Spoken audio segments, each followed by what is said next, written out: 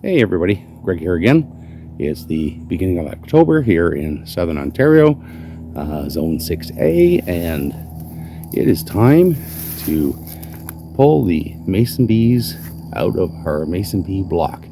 You can see that several of these tubes have been plugged, which means we should have mason bees. Now, it's possible, found out last year, that we may have spider-eating wasps in there, which is fine as well because they're also a good pollinator. I still have some of the cocoons in here from the spider-eating wasps from last year. But we're going to pull this block apart and see what we have this year. So I'm going to take it out of here and we'll move up to a table and we'll get cracking on it. See you in a second. Okay, so before I get started, just some details on this block. It is made out of 2x6 wood that is not treated. You do not want to use treated wood for this. You can see what I did was I sliced down the back end and it is now screwed on. Each hole for the mason bees, which is 3/8 of an inch, has been filled with parchment paper, which makes it much easier to pull apart. And you'll see that in a minute when I start taking this apart. So it is a super easy, convenient method to handle this. So I am going to put the camera up on a stand here and then we'll get back to it. All right, so I'm going to pull off the back pieces of these 4 blocks so that we can pull the parchment paper out. I'll show you how that's done. I wanted to mention that mason bees actually pollinate 125 times better than honeybees. And they only pollinate, though, within approximately 300 feet of where this is, where their home is. Honeybees can go miles. So these are a great pollinator, but they're not as far reach as honeybees. They're perfect for the backyard, which is why I like to use them here. So we're going to get this tipped over carefully, and we're going to start pulling apart.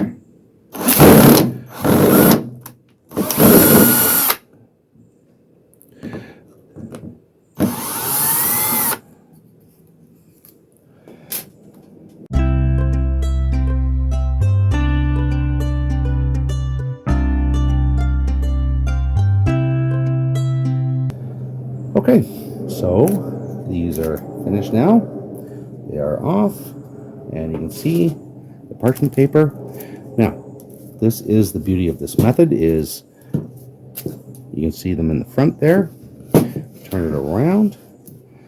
You simply pull the parchment paper out, and you're full here. No worry about cleaning things out. Just pull this out. That one might have something at the end there, but maybe not.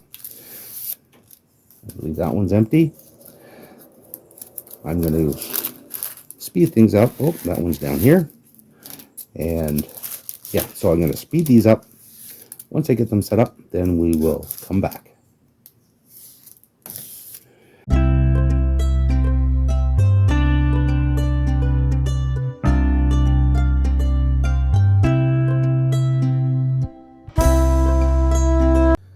Okay, so these are the tubes that have been filled. There are several tubes that were not filled, and that's to be expected.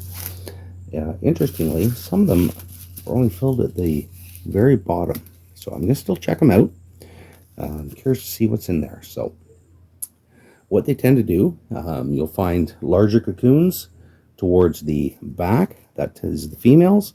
Smaller cocoons towards the front. Those are the males. The males come out first. They sit and they wait for the females to come out, and then they mate. So let's start looking at what we have here.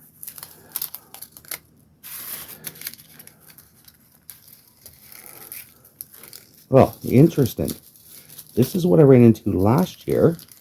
This is a spider-eating wasp one, but unfortunately, it doesn't look like it's made it. So we're going to set that aside. I wonder if I'm going to get all spider-eating wasps again this year. That's all I had last year, so you never know. Oh yes, look at this. These are all spider-eating wasp cocoons. And again, as I mentioned at the beginning, these are actually also very good pollinators, so I have no issue with that. Oh dear. I have no issue with that. They will get saved over the winter, and they will get placed back in, ready to go again this year, because they are such a good pollinator. So we will set those aside. Very interesting. I'm curious, will I get any mason bees this year? Don't know.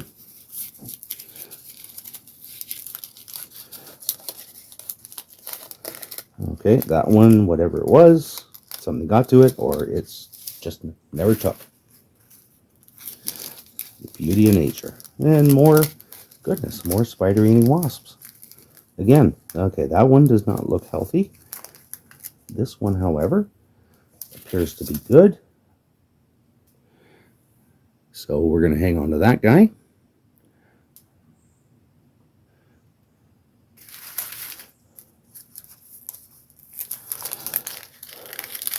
And again. All right. Well, as I said, if I can't get mason bees, I will take the spider-eating wasps, because they are also excellent pollinators.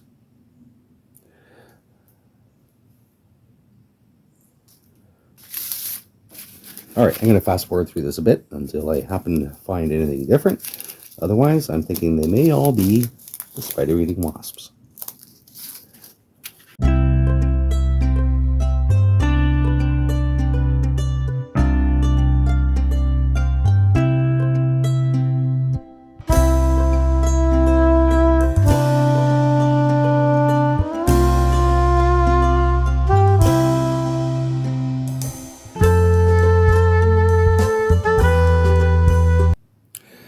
Okay, so interestingly, we are filled with spider-eating wasps again this year.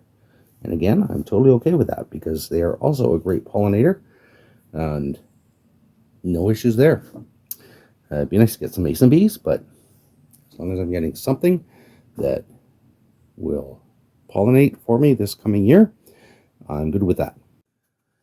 So I'm going to place these cocoons into this toilet paper tube that I have stapled at one end. They'll go inside. I'll staple the other end. They're going to go in the fridge until the spring. I will get them out probably in about June, when things warm up and flowers start coming out. And again, they are also a great pollinator, similar to mason bees. So did I want mason bees? Sure. But I will take these guys just as much as I'll take the mason bees. All right. Thanks very much for watching. I hope you enjoyed the video. If you did, please don't forget to like and subscribe. We'll talk to you soon. Bye now.